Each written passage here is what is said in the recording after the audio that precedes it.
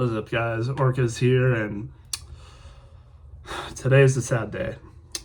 I mean, Greg Biffle died in a plane crash.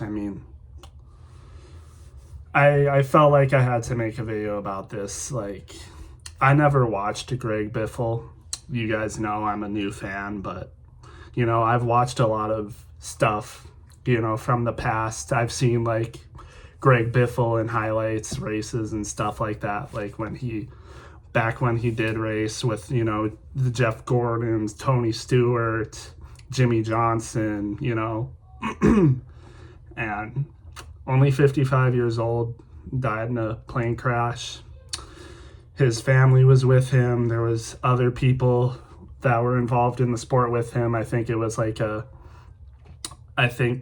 someone involved with making the cars. I can't remember, but Greg Biffle, man, only 55 years old, still active in the NASCAR world. We just saw him with Cletus McFarland and Carson Hocevar.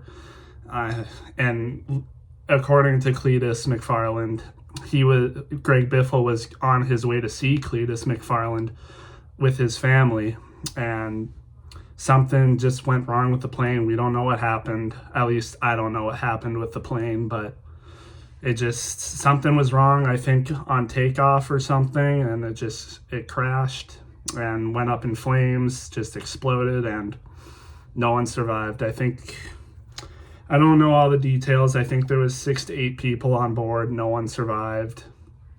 And Greg Biffle, his wife, and 2 children, both very young, died.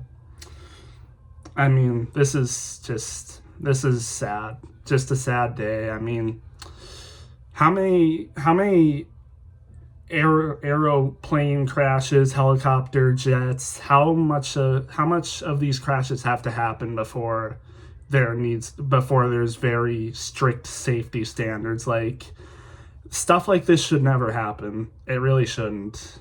Like, we've seen too many crashes over the years, like Kobe and his helicopter. We've seen this in the NASCAR world before. Alan Kulwicki, Allison, I'm pretty sure, and others. The Hendrick team. Remember that? I've seen that anyway. And those happened a long time ago. It's been a long time since this has happened in the NASCAR world, but we've seen it with other people too. Like I said, Kobe in 2020, the helicopter crash, and that's what it reminds me of. I don't want to do that, but it's what it reminds me of. Young, only 55 years old. Kobe was young as well, in his 40s. And like I said, and he had a beautiful wife, 2 young children. Both were under the age of 12 or something. A son and a daughter, and none of them survived. And it's just sad because he was such a big part in NASCAR. Not only was he an amazing driver in NASCAR, 19 wins in the Cup Series, Truck Series champion, finished runner-up in points in years prior in NASCAR Cup Series, almost won a championship in the Cup Series. Again, 19 wins, 6 wins in 1 year. He really was one of the best. He was named the top 75 NASCAR's greatest drivers. He was amazing, and I just watched as soon as I heard the news, I just started watching videos about him, and the Iceberg made a video about him, how good he really was. He was up there, man, better than drivers that have won a championship, like Ryan Newman, better than Casey Kane. He really was one of the greatest. He really was. I would say probably even top 50 driver of all time, and it's just sad to see him go. So many people, beloved by so many people, beloved by basically everyone in the NASCAR community. I don't think he had any haters. No one could hate this guy, really. No one could hate this guy. And, he did so much good for the world, too. He wasn't just a great driver. What he did during Hurricane Helene doing his own efforts, rescues, and rebuilding the community after Hurricane Helene, when even sometimes the government wasn't much of a help. Like, he arguably did more help for the victims of North Carolina and surrounding areas than the government even did. Like, he's a hero. He really is. It goes beyond NASCAR. It goes beyond him being a great driver. He wasn't just a great driver. He was a great human. And, if heaven is, heaven is obviously real, but, if every good person went to heaven, he would be the first in line. Like, the good he did for this world is beyond anyone else I can think of right now. I mean, just what he did, the friends he had, the people that loved him. It's just sad. I mean, he's a Hall of Fame driver for sure. He should be inducted into the Hall of Fame like 2026, 2027. I mean, yeah, he was just a great person, a great humanitarian leader. And he's going to be missed, greatly missed. No one should die like this. No one should go out like this. It's the same thing that happened with Kobe, Alan Kawicki, Allison. No one should have to go out like this. And I don't want to just make it about him, but rest in peace to everyone else that was on that plane. I know his entire family, his wife and children, one of his close friends that also worked in the NASCAR industry. Just, it's sad. Rest in peace to everyone on that plane. It's, like I said, I never really watched him race, but because I became a fan, rather recently. I became a fan after he retired, but he still raced other things. I'm pretty sure he even raced. Didn't he race this year in the Truck Series or something? Didn't he have a Truck Series race this year? And he's raced, after he's retired, I know for sure. He just had that race with Cletus McFarland and Carson Hocevar, for fun. And he was literally on his way to visit Cletus McFarland again.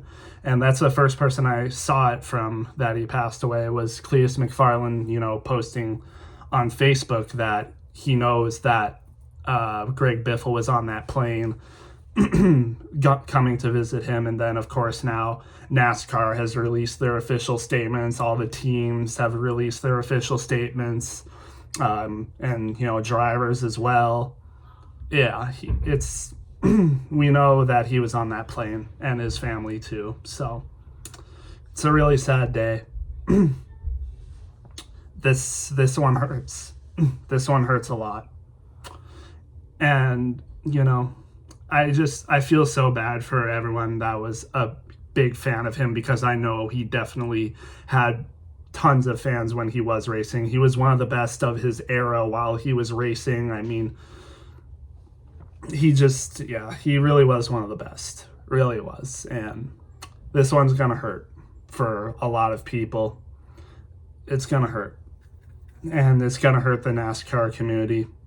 But I hope we can unite under this, come back from this strong, and, just remember him for how great he was as a driver, as a person, as a father, husband. And again, just a great humanitarian. The stuff he did during Hurricane Helene is some of the most amazing stuff I've ever seen from a person. Even the weather community is mourning his loss, because they know how great of a person he was during that time. So, the weather community, the sports community, motorsport community, and of course NASCAR community are all uniting to, mourn the loss of his life, but also celebrate the amazing things that he did on this world. And hopefully he's looking down on us now, and hopefully we can continue to carry on his legacy. There's a lot that can be learned from Greg Biffle, just how great of a person was. Help people. That's what I take out of his life. Everything he did for the victims and everyone else through Hurricane Helene, just help people. and with the resources he had, he definitely was able to make an impact. I mean, he's able to fly himself. He had his own personal, plane, helicopter, stuff like that. And he was able to make the most of it. So, and you don't need to have what he has to make a difference in this world. Whatever you can do to help people, do it. Because that's what he would want. And that's what he would continue to do as, when he is on this earth. And, I'm pretty sure he even, started helping people during Hurricane Melissa as well. It didn't make that big of an impact on the United States, but when it happened, I'm pretty sure he was involved with the aid down, what was it, Jamaica, that it happened in. But yeah, he gone too soon. But the greatest people are always the ones that go too soon. And if he was a Christian, I mean, again, like I said, based on his acts and what he's done for the world, I would honestly assume he was, because just such an amazing person. But God always seems to call up the best people on this world too soon than we would like. Always the greatest people that are gone too soon. And maybe God called him up to save him from evil that's to come, and called his whole family up in the process as well. So, and if there is a good thing that comes out of this, at least all of them died together. I know that might sound a little dark or harsh, but I think imagine if it was his wife didn't come with, it was just him and his children, and his wife was left alone, or maybe it was just him and his wife that would go and his children were left alone. I think that would be hard. And at least they all left together, and they're all hopefully enjoying heaven and their company together in paradise. So rest in peace, Greg Biffle. I think that's all I have to say. Just, again, an amazing person, and we're all gonna miss him. We're all gonna miss his family, and all the others that were involved. And I hope we are able to celebrate his life, and in the future, whatever they do. I mean, they should do something for Daytona. Maybe Bowman Gray. They should definitely do something in honor of him. I think that's appropriate, because he was gone way too soon. We've lost a lot of greats recently. Cale Yarborough passed away recently. One of the other Allisons passed away recently. Just a lot of people gone. And obviously Greg Biffle. Oh, and Michael Annett as well. Just passed away last week. I'm pretty sure. Michael Annett. We just lost Michael Annett.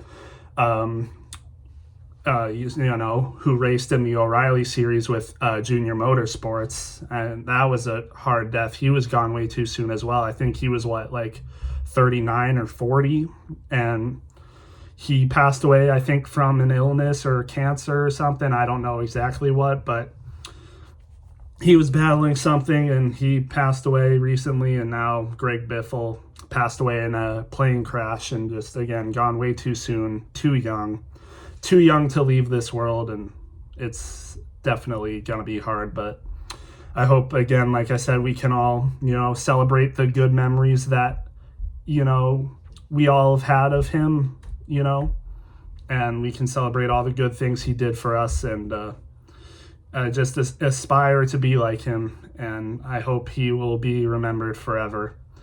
But yeah, that's all I have. Rest in peace, Greg Biffle.